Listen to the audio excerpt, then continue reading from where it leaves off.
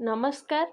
आज आमे बहुत इम्पोर्टेंट टॉपिक टे स्टार्ट करिया को जाउछु जोंटा ओडिया लैंग्वेज पेडागोजी रे बहुत इम्पोर्टेंट आउ सेथरु बहुत क्वेश्चंस भी आसे एग्जाम रे। चलंतु आज ताको ब्रीफली एक्सप्लेन करबा ता सहित सहित कौन कौन इम्पोर्टेंस रही से विषय रे आमे ताको जानिबा। चलंतु स्टार्ट करबा। जेमिति कि continuous comprehensive evaluation CCE. CC कौन? सीसी कंटिन्यूअस कंटिन्यूअस हो निरंतर, निरंतर कॉम्प्रिहेंसिव हो सामग्रिक, इवैल्यूएशन हो मूल्यांकन। तो जेमिति कंटिन्यूअस कंटिन्यूअस माने कौन? जेमिति सी हो सारा वर्ष तार हो इवैल्यूएशन रहिबो। एवरीडे आमे ताको पर्यवेक्षण करबा, प्रतिदिन ताको ऑब्जर्व करबा, से केमिति ताको पढ़ा होचु, तार प्रोसेस प्रणाली, तार एक्टिविटी, आउ सी केमिति ताको प्रोजेक्ट वे रे या तो असाइनमेंट वे रे ताको केमिति विद्यालय रे हमको पढ़ा जाउची ताहा होची कंटिन्यूअस बा निरंतर। कॉम्प्रिहेंसिव कौन?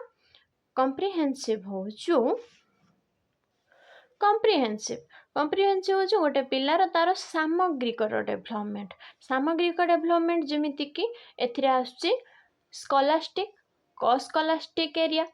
स्कॉलास्टिक एरिया रे पिला केवल पढ़ा उपरे ही जानिबो, सेथिरे कौन कौन पढ़ुची से इंग्लिश, साइंस, मैथ ए सब उपरे। आउ क स्कॉलास्टिक रे कौन कौन रहिबो, से केवल पढ़ारे ही रहिबनी, पढ़ा सहित सहित से सबु किछि को जानिबो। जेमिति कि रही गला आर्ट हे जाऊ, लिटरेचर हे जाऊ, आर्ट लिटरेचर देन संस्कृति संगीत ए सब जानिबो। सेटा हो सामग्री सामग्रिक। आउ मूल्यांकन इवैल्यूएशन कौन? इवैल्यूएशन होची जे गोटे पिला ए पूरा लास्ट रे से केमिति पढ़ुचु, वैल्यू ऑफ द जजमेंट। आमे जो जजमेंट ताको दौचे से जजमेंट रो वैल्यू को जानिबा पई से पिला तार मूल्य सेटा को मूल्यांकन कहबा। गोटे पिला वर्ष शेष रे से केमिति कोन रिजल्ट करूची, से रिजल्ट को जानिबा पई ताको आमे मूल्यांकन कहबो।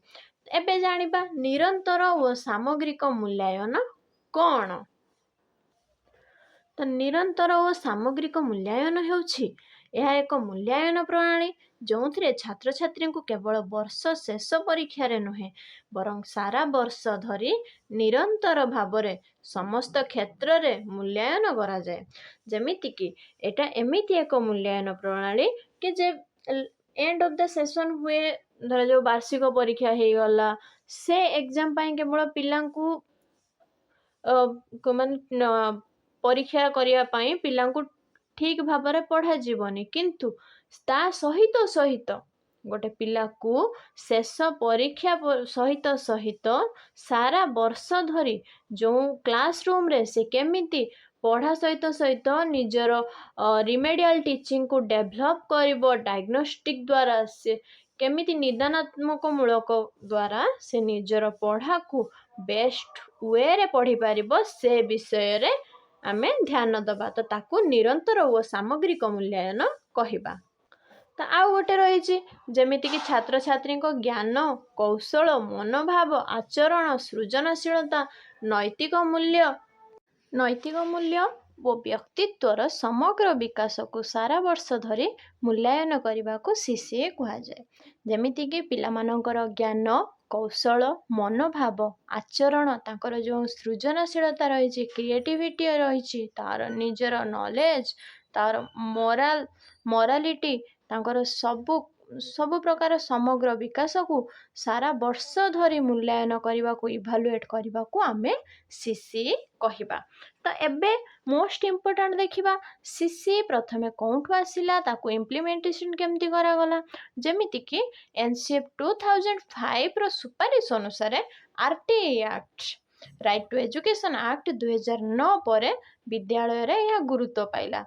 तो आरटीई एक्ट पूर्वरु किए आसथिला NP national policy education 1986 and POA programme of action 1992 ଏମାନେ ବି ମଧ୍ୟ କ'ଣ କରିଥିଲେ ଯେ CC ଇମ୍ପ୍ଲିମେଣ୍ଟେସନ୍ କରିଥିଲେ।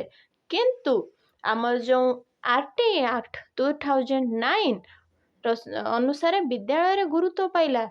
RTI ଆକ୍ଟ କେବେ ଆସିଲା? 2009ରେ ସିନା ସେ ଇମ୍ପ୍ଲିମେଣ୍ଟେସନ୍ ହେଲା, କିନ୍ତୁ 1 ଏପ୍ରିଲ 2010ରେ ଏହା କ'ଣ ହେଲା? RTI ଆକ୍ଟ ଇମ୍ପ୍ଲିମେଣ୍ଟେସନ୍ ହେଲା। ତାପରେ CBSE 2009 ମସିହାରୁ ଏଟାକୁ ଫୁଲି ଲାଗୁ କରାଯାଇଥିଲା। ତ ଏଇଟା ବହୁତ ଆଡ଼େ କ୍ୱେଶ୍ଚନ୍ ଆସିଯାଏ, ମନେ ରଖିଥିବେ। ଦେନ୍ ଏବେ ଆମେ ଦେଖିବା CCର ଅବଜେକ୍ଟିଭ କ'ଣ କ'ଣ ରହିଛି। ଯେମିତିକି CCର ଉଦ୍ଦେଶ୍ୟ ରହିଛି ଏହା କି ଗୋଟେ ପିଲାର ତାର ସମଗ୍ର ବିକାଶ କରିବା। ସମଗ୍ର ବିକାଶ ଯେମିତିକି ଅଲ୍ ଡୋମେନ୍ ଯେମିତିକି ଆମର ବ୍ଲୁମ୍ସ ଟାକ୍ସୋନମିରେ ଗୋଟେ ସାଇକୋମୋଟର ଡୋମେନ୍ 3S ଥିଲା। ଗୋଟେ ହ୍ୟାଣ୍ଡ, ହେଡ୍, ତାପରେ ହଉଛୁ ହାର୍ଟ। ଫାଷ୍ଟ ଥିଲା ହେଡ୍ରେ ହଉଛୁ ନଲେଜ, ଦେନ୍ ହାର୍ଟରେ ହଉଛି କ'ଣ? ଇମୋସନାଲ, ଆଉ ଗୋଟେ ହ୍ୟାଣ୍ଡରେ ହଉଛି କ'ଣ? ସାଇକୋମୋଟର ଡୋମେନ୍। ବ୍ଲୁମ୍ ଟାକ୍ସୋନମିରେ ଯେଉଁ ତିନିଟା ଡୋମେନ୍ ଥିଲା, ତ ସେ ଯଦି ତିନିଟା ଡୋମେନ୍କୁ ଆମେ ଗୋଟେ ପିଲା ମଧ୍ୟରେ ସବୁ ଡେଭଲପ୍ କରଉଛୁ, ତାହେଲେ ସିଏ ଆରାମସେ ବହୁତ ଭଲ ଭାବରେ ସେ ଗୋଟେ ସାମଗ୍ରିକ ମୂଲ୍ୟାୟନରେ ବିକାଶ ଆଣିପାରିବ। ଦେନ୍ ଗୋଟେ ପିଲାକୁ କେବେ ବି ପରୀକ୍ଷା ଉପରେ କେବଳ ନିର୍ଭର କରିବା ନାହିଁ। କଣ୍ଟିନ୍ୟୁଅସ୍ ଆଣ୍ଡ କମ୍ପ୍ରିହେନ୍ସିଭ୍ ଇଭାଲୁଏସନ୍ ଏଇଟା କହୁଛି କି ଗୋଟେ ପିଲାକୁ କେବେ ବି ପରୀକ୍ଷା ଉପରେ ନିର୍ଭର କରାଇବାନି, ତାକୁ ସବୁ ପ୍ରକାର ଡେଭଲପମେଣ୍ଟ ଉପରେ ଶିଖେଇବା। ଇମୋସନାଲ, ଫିଜିକାଲ, ମୋରାଲ, ସୋସିଆଲ ଏସବୁ ଡେଭଲପମେଣ୍ଟ ଉପରେ ତାକୁ ଶିଖେଇବା। କେବଳ ଟେକ୍ସଟ ବୁକ୍ ଉପରେ ତାକୁ କମ୍ପ୍ଲିଟଲି ନିର୍ଭର କରିକି ରଖିବା ନାହିଁ। ପିଲା ଯାହା ପଢ଼ୁଛି ସେଥିରୁ ସିଏ କେତେ ଆନନ୍ଦଦାୟକ ପାଉଛି, ସେଥିରୁ ସେ କେତେ କ୍ୟୁରିୟସ୍ ହେଉଛି, ସେ ସବୁକୁ ଜାଣିବା ଗୋଟେ CCର ଅବଜେକ୍ଟିଭ। ଦେନ୍ ପିଲାର ଯେଉଁ ସେ ଶିଖୁଛି ସେଥିରେ ସେ କ'ଣ ଡାଇଗ୍ନୋଷ୍ଟିକ୍ ରହିଲା ତାର, ସେ କେମିତି କ'ଣ ପ୍ରୋବ୍ଲେମ୍ ଇସ୍ୟୁ କରୁଛି, ପ୍ରୋବ୍ଲେମ୍ ନିଜେ ଫେସ୍ କରୁଛି, ସେ ସବୁ ଜାଣିବା ବି, ସେ ସବୁକୁ ଚିହ୍ନଟ କରିବା ଗୋଟେ ଟିଚରର କାମ। ଆଉ ସେଇଟା CCରେ ଇମ୍ପୋର୍ଟାଣ୍ଟ। କିନ୍ତୁ ତାପରେ ସମୟରେ ଫିଡବ୍ୟାକ୍ ବି ଦେବା। ଯଦି ଗୋଟେ ପିଲା ପ୍ରୋବ୍ଲେମରେ ରହିଛି, ସେ ପ୍ରୋବ୍ଲେମ କିଛି ଫେସ୍ କରୁଛି, କିନ୍ତୁ ସେ ପ୍ରୋବ୍ଲେମ ଫେସ୍ କରିକି ନିଜେ ଜାଣିପାରୁନି କି ତାକୁ ସେ କେମିତି ସେଥିରୁ ସଲ୍ଭ କରିବ, ତାକୁ ଫିଡବ୍ୟାକ୍ ଦେଇକି ତାକୁ ନିଜେ ତାର ପ୍ରୋବ୍ଲେମ ସଲଭିଂ ୱେରେ ତାକୁ ଶିଖେଇବା, ସେ କେମିତି ତା ନିଜର ପ୍ରୋବ୍ଲେମକୁ ସଲ୍ଭ କରିପାରିବ। ଆଉ ଗୋଟେ ପିଲାକୁ କ'ଣ କରିବା? ସେ ପରୀକ୍ଷାର ଭୟ କମେଇବା ପାଇଁ ତାକୁ ଚେଷ୍ଟା କରିବା। ଯେଉଁ ପରୀକ୍ଷା ରହୁଛି ଯେମିତି ତା ମନରେ ସେ ପରୀକ୍ଷାର ଭୟ ନ ରହୁ, ସେ ବହୁତ ଭଲ ଭାବରେ କେମିତି ପରୀକ୍ଷାକୁ କରିପାରିବ। କାହିଁକିନା ଗୋଟେ ପିଲା ଯଦି ପରୀକ୍ଷାରେ ଭୟ ରଖିକି ପରୀକ୍ଷା ଦେଉଛି, ତାହେଲେ ସେ ଯଦି ବି କିଛି ପାଠ ବି ଜାଣିଥିବ ନା, ସେ ପାଠକୁ ସିଏ ଭୁଲ କରିଦେବ। ତେଣୁ ଗୋଟେ ପିଲାର ପରୀକ୍ଷାରୁ ଭୟ କମେଇବା ଏଇଟା ଗୋଟେ ଅବଜେକ୍ଟିଭର ଇମ୍ପୋର୍ଟାଣ୍ଟ ପାର୍ଟ। ଦେନ୍ ଏବେ ଦେଖିବା, ଇଏ ବି ପକେଇ ଦେଉଛି କି କଣ୍ଟିନ୍ୟୁଅସରେ କ'ଣ କ'ଣ ରହୁଛି, କଣ୍ଟିନ୍ୟୁଅସରେ କ'ଣ ଇମ୍ପୋର୍ଟାଣ୍ଟ ରହିଛି, ଯେ ହ୍ୱାଟ୍ ଇଜ୍ କଣ୍ଟିନ୍ୟୁଅସ୍ ଇଭାଲୁଏସନ୍। ତ ନିରନ୍ତର ମୂଲ୍ୟାୟନ ଏହା ହେଉଛି ଯେ ସାରା ବର୍ଷ ମୂଲ୍ୟାୟନ କରିବା, ପ୍ରତିଦିନ ଗୋଟେ ପିଲାକୁ ଅବଜର୍ଭ କରିବା, ତାକୁ ଫିଡବ୍ୟାକ୍ ଦେବା, ରିମେଡିଆଲ ଟିଚିଂ ଦେବା, ତାର ଯେଉଁ ପଢ଼ୁଛି ସିଏ ପଢ଼ିବା ସହିତ ତାକୁ ଡାଇଗ୍ନୋଷ୍ଟିକ୍ କରିବା, ସିଏ କେଉଁଥିରେ ତାର ପ୍ରୋବ୍ଲେମ୍ ରହିଲା, ସେ କେଉଁ ପ୍ରୋବ୍ଲେମକୁ ଫେସ୍ କରୁଛି, ଏଇଟା ପ୍ରତିଦିନ ଅବଜରଭେସନ୍ ରହିଲା। ଯେମିତିକି class test, oral test, quiz, assignment, project, homework, activity, ଏଇସବୁ କରିବା ଦ୍ୱାରା ଆମେ ଗୋଟେ ପିଲାର କଣ୍ଟିନ୍ୟୁଅସ୍ ଇଭାଲୁଏସନ୍ କେମିତି ହେଉଛି ସେ ବିଷୟରେ ଆମେ ବହୁତ ଭଲ ଭାବରେ ଜାଣିପାରିବା। ଯେମିତି ଗୋଟେ ପଢ଼ାର କଣ୍ଟିନ୍ୟୁଆଲ୍ ୱେରେ ସେ କଣ୍ଟିନ୍ୟୁଅସ୍ ୱେରେ କେମିତି ସିଏ ନିଜକୁ ଡେଭଲପ୍ କରିପାରୁଛି ସେଇ ବିଷୟରେ ଆମେ ଜାଣିବା। ତ ଏଇଟା ଥିଲା କଣ୍ଟିନ୍ୟୁଅସ୍ ଇଭାଲୁଏସନ୍। ଏବେ ଦେଖିବା ଆମେ କମ୍ପ୍ରିହେନ୍ସିଭ୍ ଇଭାଲୁଏସନ୍ କ'ଣ। ତ କମ୍ପ୍ରିହେନ୍ସିଭ୍ ଇଭାଲୁଏସନ୍ ହେଉଛି ସର୍ବାଙ୍ଗୀନର ଅର୍ଥ କ'ଣ। ସର୍ବାଙ୍ଗୀନ ହେଉଛି ସେ କେବଳ ପଢ଼ା ନୁହଁ, ପଢ଼ା ସହିତ ଅଲ୍ ଡୋମେନ୍ ଯେଉଁ 3 ଡୋମେନ୍ ରହିଛି ସେ 3ଟା ଡୋମେନ୍କୁ ଗୋଟେ ପିଲା ମଧ୍ୟରେ ଡେଭଲପ୍ କରାଇବାଟା ହେଉଛି କ'ଣ ଯେ ସର୍ବାଙ୍ଗୀନ ବିକାଶ।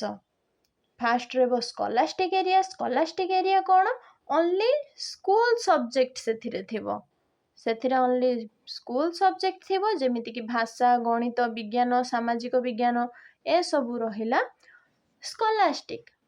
ସ୍କଲାଷ୍ଟିକ୍ ଏରିଆରେ କ'ଣ, ଗୋଟେ ପିଲା ଗୋଟେ କ୍ରୀଡ଼ାରେ ମନ ଦେଇପାରିବ, ସଙ୍ଗୀତ ଜାଣିପାରିବ, କଳା, ଶୃଙ୍ଖଳା, ସ୍ୱଚ୍ଛତା, ଯୋଗ, ଆତ୍ମବିଶ୍ୱାସ, ସହଯୋଗ, ମାନେ ପାଠପଢ଼ା ଛାଡ଼ିକି ବି ସିଏ ଅନ୍ୟ କୋ-କରିକୁଲାର ଆକ୍ଟିଭିଟିରେ ନିଜକୁ ପାର୍ଟିସିପେଟ୍ କରିପାରିବ, ଯେଉଁଟା ହେଉଛି ସ୍କଲାଷ୍ଟିକ୍ ଏରିଆ। ଆଉ ସେଇଟା ନିଜେ ଗୋଟେ ପିଲା ତାର ସର୍ବାଙ୍ଗୀନ ବିକାଶ କରିପାରିବ, କମ୍ପ୍ରିହେନ୍ସିଭଲି ସେ ନିଜକୁ ଡେଭଲପ୍ କରିପାରିବ। ତ ଏବେ ଜାଣିବା CCରେ କିଛି କ୍ୟାରେକ୍ଟରିଷ୍ଟିକ୍। କ'ଣ କ୍ୟାରେକ୍ଟରିଷ୍ଟିକ୍ସ ରହିଲା, କ'ଣ ବୈଶିଷ୍ଟ୍ୟ ରହିଲା। CCଟାକୁ ଆମେ ଚାଇଲ୍ଡ ସେଣ୍ଟର କରିବା। ଏଥିରେ ଟିଚର କ'ଣ ରହିବେ, ଫେସିଲିଟେଟର ରହିବେ। ପିଲାମାନେ ଏଥିରେ ମୁଖ୍ୟ ଭୂମିକା ଗ୍ରହଣ କରିବେ, ପିଲାମାନେ ଏଥିରେ ଆକ୍ଟିଭ ରହିବେ, ଆଉ ସାର୍ ମାନେ ପିଲାମାନଙ୍କୁ ଗାଇଡ୍ କରିବେ, ଫେସିଲିଟେଟ୍ କରିବେ। ସିଏ ପିଲାମାନଙ୍କୁ ଛାଡ଼ିବେ, ସେ ପ୍ରୋଜେକ୍ଟ ୱାର୍କ କରିବେ, ଆସାଇନମେଣ୍ଟ କରିବେ, ଏସବୁ ପିଲାମାନଙ୍କ ଉପରେ ଛାଡ଼ିଲେ ପିଲାମାନେ ଗୋଟେ ମାନେ ସାମଗ୍ରିକ ବିକାଶ ସେ ବହୁତ ଭଲ ଭାବରେ କରିପାରିବ। ତ କଣ୍ଟିନ୍ୟୁଅସ୍ ପ୍ରୋସେସ୍ ଆମେ ଜାଣିକି ଆସିଲୁ, ଯଦି ଗୋଟେ ପିଲାକୁ କଣ୍ଟିନ୍ୟୁଅସ୍ ପ୍ରୋସେସ୍ରେ ଆମେ ପଢ଼େଇବୁ ୟା ତ କଣ୍ଟିନ୍ୟୁଅସ୍ ପ୍ରୋସେସ୍ରେ ସେ ନିଜକୁ ଜାଣିବ, ତ ତାହେଲେ ସେ ବହୁତ ଭଲ ଭାବରେ ନିଜର ଡେଭଲପମେଣ୍ଟ କରିପାରିବ। କମ୍ପ୍ରିହେନ୍ସିଭ୍ ସେମିତି ଯେ ଅଲ୍ ଡୋମେନ୍ ତା ଭିତରେ ଡେଭଲପ୍ କରିବା, ସିଏ ସ୍କଲାଷ୍ଟିକ୍ ଏରିଆ ତା ଭିତରେ ଡେଭଲପ୍ କରାଇବା, ସେ ବହୁତ ଭଲ ଭାବରେ ନିଜର ଯେଉଁ କ୍ରିଏଟିଭିଟି ମାଇଣ୍ଡ ଥିବ, ନିଜର ସେଲ୍ଫ କନଫିଡେନ୍ସ ଥିବ, ସେସବୁ ବହୁତ ଭଲ ଭାବରେ ସିଏ ଆକ୍ଟିଭ୍ କରିପାରିବ ୟା ତ ବିକାଶ କରିପାରିବ, ଡେଭଲପ୍ କରିପାରିବ। ଆଉ ଡାଇଗ୍ନୋଷ୍ଟିକ୍, ଗୋଟେ ପିଲା କେଉଁଠି ଭୁଲ ରହିଲା, ସେ ତାର କେଉଁଠି ପ୍ରୋବ୍ଲେମ୍ ରହିଲା, ସେ କେଉଁଠି କେଉଁ ପ୍ରୋବ୍ଲେମକୁ ଫେସ୍ କଲା, ସେ ସବୁ ଉପରେ ଡାଇଗ୍ନୋଷ୍ଟିକ୍ କରିବା। ଡାଇଗ୍ନୋଷ୍ଟିକ୍ କରିକି ତାକୁ ରିମେଡ଼ିଆଲ୍ ଟିଚିଂ ଦେବା, ରିମେଡ଼ିଆଲ୍ ଟିଚିଂ ଉପରେ ତାକୁ ଏମ୍ଫାସିସ୍ ଦେବା। ସେ ଜାଣିବ କେମିତି ରିମେଡ଼ିଆଲ୍ ଟିଚିଂ ମାନେ କେମିତି ସେ ତାର ପଢ଼ାରୁ ଯେଉଁ ଭୁଲ ରହୁଛି ସେ ଭୁଲକୁ ସୁଧାରି ନିଜର ପ୍ରୋବ୍ଲେମ୍ ସଲ୍ଭ କରିପାରିବ। ତ ଷ୍ଟ୍ରେସ୍ ଫ୍ରି, ସେ ଏସବୁ ହେଲା ମାନେ ସେ ବହୁତ ଭଲ ଭାବରେ ଷ୍ଟ୍ରେସ୍ ଫ୍ରି ରହିବ। ଆମେ ତାକୁ ଯେମିତି ଟ୍ରାଏ କରିବା ଗୋଟେ ପିଲାକୁ ଷ୍ଟ୍ରେସ୍ ଫ୍ରି ରଖିବା ପାଇଁ। ଯଦି ଗୋଟେ ପିଲା ଷ୍ଟ୍ରେସ୍ ୱେରେ ରହୁଛି ତାହେଲେ ସେ ନିଜର ଯେଉଁ ଡେଭଲପମେଣ୍ଟ ରହିଛି, ସାମଗ୍ରିକ ଡେଭଲପମେଣ୍ଟ ସେ କରିପାରିବ ନାହିଁ। ଆଉ ଆକ୍ଟିଭିଟି ବେସ୍ଡ କିଛି କାର୍ଯ୍ୟ ଦେବା, ଯେମିତିକି ପ୍ରୋଜେକ୍ଟ ହେଇଯାଉ, ଆସାଇନମେଣ୍ଟ ହେଇଯାଉ, ହୋମୱାର୍କ ହେଇଯାଉ, ଏସବୁ ରହିଲା ଆକ୍ଟିଭିଟି ବେସ୍ଡ କାମ। ଆକ୍ଟିଭିଟି ବେସ୍ଡ ରହିଲା ମାନେ ସେ ବହୁତ ଭଲ ଭାବରେ ନିଜର କାମକୁ ଆଗେଇ ପାରିବ।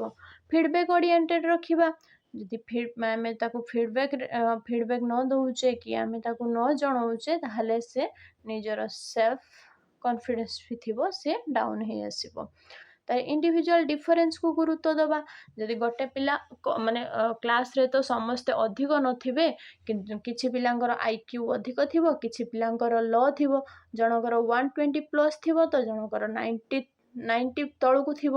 ତ ତେଣୁ ଆମେ ପ୍ରତି ପିଲାଙ୍କୁ ବହୁତ ଭଲ ଭାବରେ ଦେଖିବା କି ସେ ପିଲା କେଉଁଠି କମି ରହିଗଲା ତାର, ସେ କେଉଁଠି ତାକୁ ଯଦି ଆମେ କେଉଁ ୱେରେ ତାକୁ ଯଦି ପଢ଼େଇବା ସେ କେମିତି ଆଗେଇ ପାରିବ, ସେସବୁ ଉପରେ ଆମେ ଦେଖିବା। ଆଉ ଗୋଟେ ପିଲାର ଲର୍ଣ୍ଣିଂକୁ ଇମ୍ପ୍ରୁଭ୍ କରାଇବା। ଯଦି ଗୋଟେ ପିଲାର ଆମେ ଲର୍ଣ୍ଣିଂକୁ ଇମ୍ପ୍ରୁଭ୍ କରଉଛେ, ସିଏ ବହୁତ ଆଗକୁ ଯାଇପାରିବ ଆଉ ତା ମଧ୍ୟରେ ବହୁତ କିଛି ଡେଭଲପ୍ ହେଇପାରିବ। ଇଏ ଥିଲା CCର ବୈଶିଷ୍ଟ୍ୟ।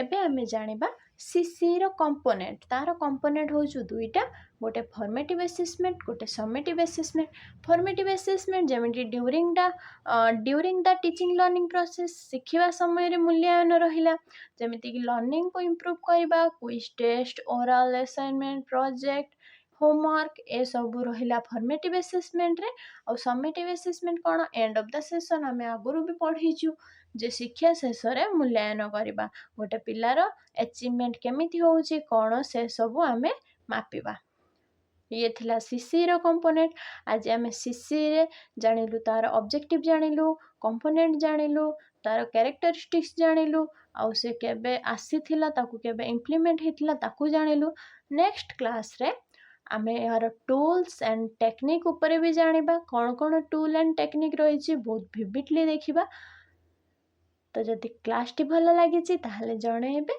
आज पई एतिकी थैंक यू।